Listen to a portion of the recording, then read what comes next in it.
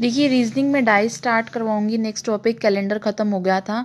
Reasoning में एक थोड़े पॉइंट है, ध्यान रखना, अगर आपको ये याद हो जाता है तो डाइस सारा लर्न हो जाएगा। डाइस क्या होता है, वो गीटा होता है ना, जैसे लूडो खेलते हैं। तो डाइस दो तरीके के हैं, स्टैंडर्ड डाइस और non standard dice. Standard dice वो होता है जिसके साथ साथ का साइड का सम 7 नहीं है ना, 7 नहीं है। देखो जैसे मान लो ये हम ना डाइस को इस तरह से पढ़ेंगे, डाइस वैसे तो हम बना नहीं सकते, ये डाइस में ऐसे करो, डाइस ऐसे उछालना कभी घर में हो तो 3 हमारे को 3 नंबर्स दिखेंगे एक डाइस एक टाइम में।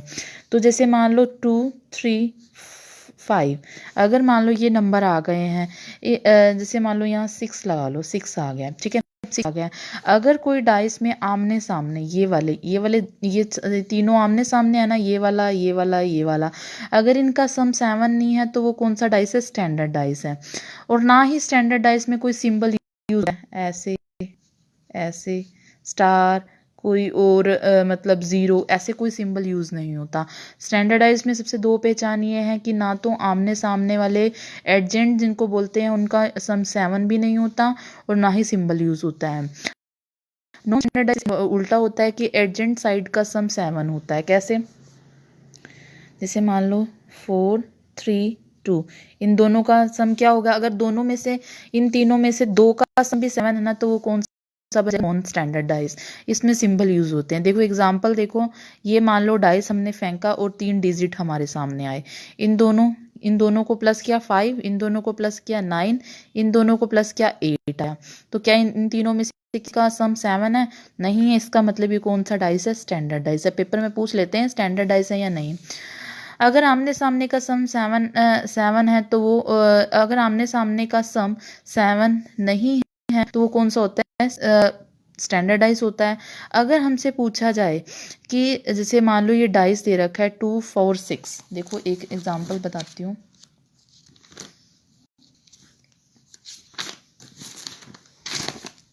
देखिए एग्जांपल, एक डाइस दे रखा है हमें 2 4 6। अगर हम ये कौन सा डाइस है, पहले तो देखो 2 + 4 6, 6 4 4 10, 6 2 8, इसका मतलब कौन सा डाइस है, स्टैंडर्ड डाइस है। पहले तो ये चेक किया स्टैंडर्ड डाइस है।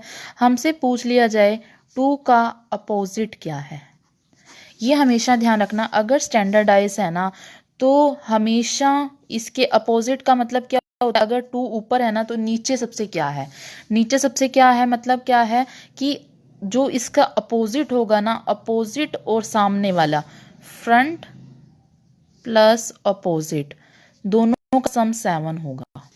ठीक है, आमने साथ साथ का सम 7 नहीं होगा, बट फ्रंट और अपोजिट का सम 7 होगा। इसका मतलब कहने का क्या है, 2 के अपोजिट, 2 हमें फ्रंट में दिख रहा है और उसके अपोजिट क्या होगा, 5 होगा, तभी तो आमने सामने के सम दोनों को जोड़ के 7 बनेगा ना। 4 हमें सामने दिख रहा है, 4 के अपोजिट क्या होगा, ये फ्रंट में है और इसके अपोजिट पूछ लिए जाए, 4 से अपोजिट क्या होगा, 3, तभी तो 7 बनेगा। 6 के अपोजिट 1, तब तो 7 बनेगा। समझ में आया ये कैसे है। 2 के अपोजिट 5, 4 के अपोजिट 3, 6 के अपोजिट 1, इन दोनों का योग ये सम 7 होगा, किसमें, हमारा स्टैंडर्ड डाइस में। ठीक है, ये अभी आप छोड़ दो, बस अभी आपने ये याद करना है स्टैंडर्डाइज क्या होता है, नॉन स्टैंडर्डाइज क्या होता है। इसमें सिंबल यूज नहीं होते, इसमें सिंबल यूज होते हैं। किस तरह से पहचान करते हैं स्टैंडर्डाइज की, अगर आमने सामने का इसमें क्या होता है, आमने सामने मतलब होता है अपोजिट और फ्रंट का सम 7 होता है स्टैंडर्डाइज में। 2 के अपोजिट पूछ लिया जाए तो 2 के अपोजिट 5, 4 के अपोजिट 3, समझ में आया ना। इसके जो नीचे होगा ना 2 के मतलब इस साइड होगा, वो हमारे हमेशा क्या होगा, 5 होगा, क्योंकि आम में सामने दिख रहा है और जो पीछे है उसका दोनों का सम हमेशा 7। अगर एक 2 है तो दूसरा 5 होगा, एक 4 है तो 3, 6 है तो 1। ये स्टैंडर्डाइज के केस में होता है। ठीक है।